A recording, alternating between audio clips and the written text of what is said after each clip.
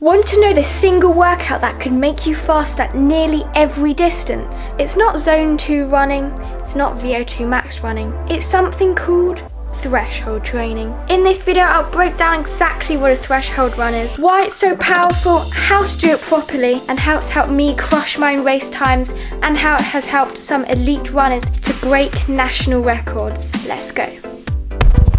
Alright, so what exactly is threshold training?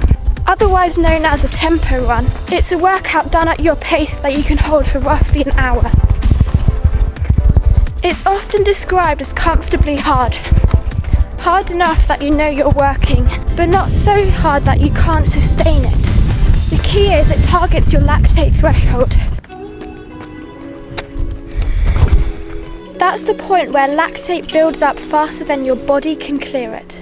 By training right around this intensity, you push your threshold higher, so you can run faster for longer before fatigue sets in. Threshold runs are powerful because they improve your body's ability to clear lactate and use it as fuel. That means you can run faster without hitting that wall. Your aerobic engine gets stronger. Your race pace from 1500 all the way up to the marathon improves. Unlike intervals that mostly train speed, or long runs that build endurance, threshold runs sit in the sweet spot where you get the biggest bang for your buck. It's the golden zone for improving your sustainable pace. So how do you figure out your threshold pace, you may be wondering? Well, there are a few ways. Use a recent race time such as your best 5k and 10k. Your threshold pace is roughly 15 to 30 seconds slower than your 10k or 5k race time. Threshold is typically around 85 to 90% of your max heart rate. So for example, my max heart rate is 205. So then my threshold heart rate is like roughly around 175 beats per minute. Guys, this is your quick reminder just to press that subscribe button right there. It would really help me out a ton because I spend hours editing these videos and it's literally for free because most of you guys who are watching this are not subscribed. So just press that and back to the video. Another thing you should do, guys, to know if your threshold pace is truly your threshold pace is to use feel. It should feel like a controlled discomfort. So basically you could probably speak in short sentences, but holding like a proper conversation would be probably quite tough. Types of threshold workouts. Here is the interesting part now.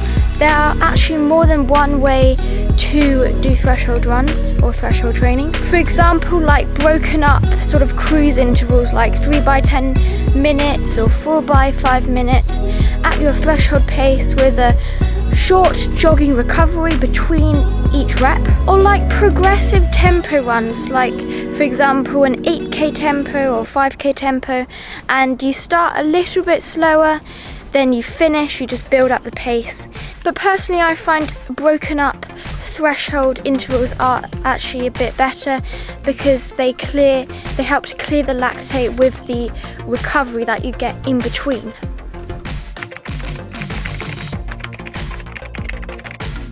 Last year my 5k PB was 19 minutes 57 seconds. I was doing lots of long runs, lots of fast intervals, but definitely never tried out threshold runs, just neglected those threshold trainings. I switched things up and then started to add a weekly threshold session, and then within 2 or 3 months I had ran a 5k PB of 19:22, and obviously it's not magic, it's just physiology. So by raising my lactate threshold, my body could sustain a faster pace with less fatigue. But here was the mistake that I made when I started out doing threshold training: going too fast. It's important to know that threshold is not race pace. If you go too hard, you'll accumulate too much lactate acid, and then you're essentially doing a VO2 max workout rather than a threshold run. So it's best just to be really controlled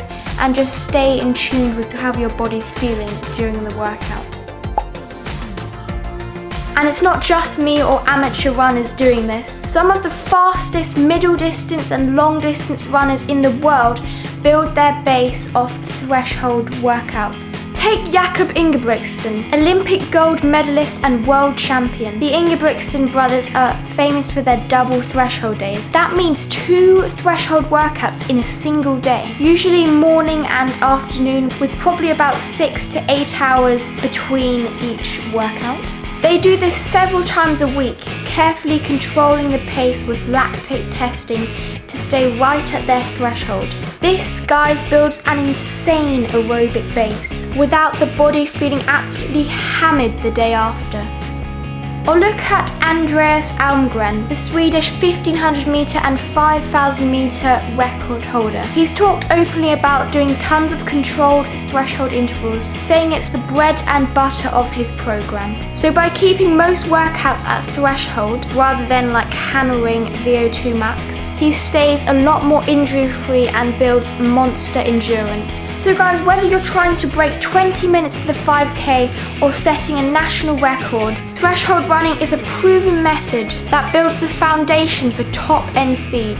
So how to add threshold runs to your training? So try to do it once per week after a good warm-up and add a warm-down afterwards. Start with something like 3 times 8 minutes with 3 minutes of easy jogging. You can build up the volume of the session over weeks, but just try to slowly build it up, not go too fast because you don't want to get injured. Combine this with your long run and 1 day of faster intervals, and that's like a pretty good, well-rounded program of training.